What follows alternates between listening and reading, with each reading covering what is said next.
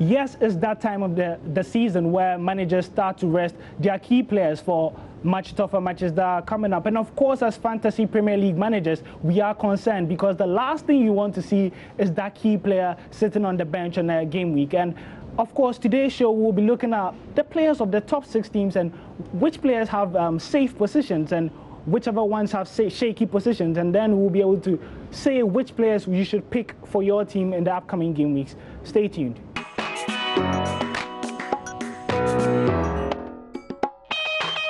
Welcome back, and we are coming from the Torches Bar in the Kaneshi Sports Complex. And I'm not here alone. I'm joined by 2 wonderful fantasy experts. And before I go to them, we know our usual trivia. And I was told that my trivia questions are a little bit too hard. So this week, I'm reducing the difficulty a little. And the question for this week is that which team do you think has hit the woodwork the most times this season? Yeah, just start cracking your brains. It would be an attacking team. I've given you a clue over there. But yeah, it's a pleasure to be joined by how are you doing? I'm good, Ray. Yeah, a very good week for you in fantasy. It's been okay. Yeah. 68 points. Not bad. 68 points. That's okay for him. And Enoch, how you doing? I'm good. What about you? Game week terrible. Very terrible. Very terrible. How about 47? 57 or 47? 47. 47. Oh, okay. Not so bad, I'm sure.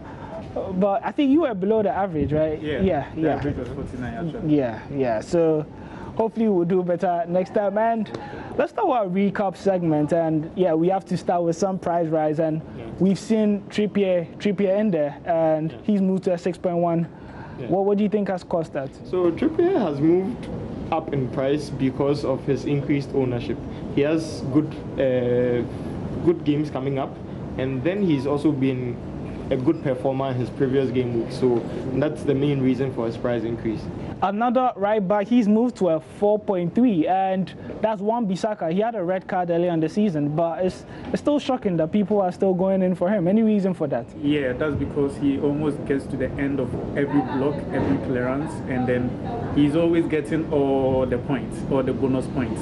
So when he gets the 3 bonus points, then obviously, I think this game week he had 9 points, and that was because they kept a clean sheet and he had a lot of blocks, and then that gave him an extra bonus of 3 points, making 9. Okay, so yeah, Eden Hazard, unfortunately he disappointed a lot of managers this week, but people are still keeping their trust in him, and he experienced the price rise. And is it that people are doing more of a foresight?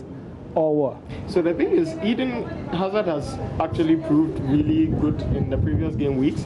He's been outscoring Salah, who has been his main prize for person for him. So that's the main reason why. And Eden has interesting fixtures coming up, so people are keeping faith in him, and people are buying him by the numbers as well. So that's the main cause of his price increase. Yeah, I have him in there. I bought him last week, so I was quite disappointed with just the 3 points that he gave last week. But then staying with Chelsea, of course, every price rise comes with a price fall. And Pedro, there's been a drop. Is he suffering from having to share a position with Willian? Not necessarily. That was because he picked an injury during their Europa match in Greece, Thessaloniki. So because of that, we are not sure whether he will be available during the next game week.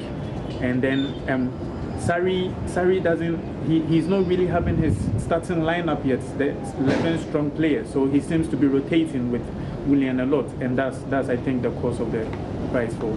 Okay, so a surprise here, and that's Pierre-Emerick Aubameyang. He scored a goal each in the last 2 game weeks, and unfortunately, he's experienced a price fall. What's attributing to this? So unfortunately for Aubameyang, the thing is, Lacazette is a much cheaper option in the same Arsenal team. He's also an attacker, and I think they've scored both times on each occasion that they start. So I think a lot more people are going in for Lacazette instead of him. So that explains his price fall.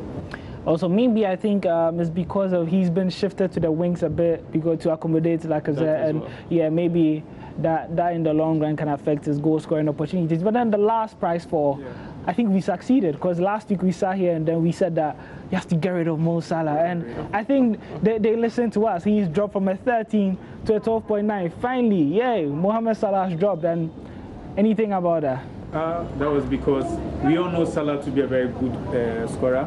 We all know Salah to be giving us a lot of points from last season. He scored a lot of goals, 32 goals in a season. That was ridiculous. And then, come to think of it, we start the season, and although he's performing, because when you consider what Salah did last season to this season, he has the same goal tally he had last season with this season, and then. So I don't know. It looks as if we have a lot of expectations on him because he had a lot of he scored a lot of goals. Most of us are hoping that he scores more, but then it's not happening for us. I think that's the obvious reason for the price fall. People are selling him, and then when you are losing shares on the market, obviously your price is likely to fall. So yeah, when you are losing shares on the market, your price is likely to fall. That's a quote by Enoch. Maybe someday we'll write a book about that. But then that's for another day. And going into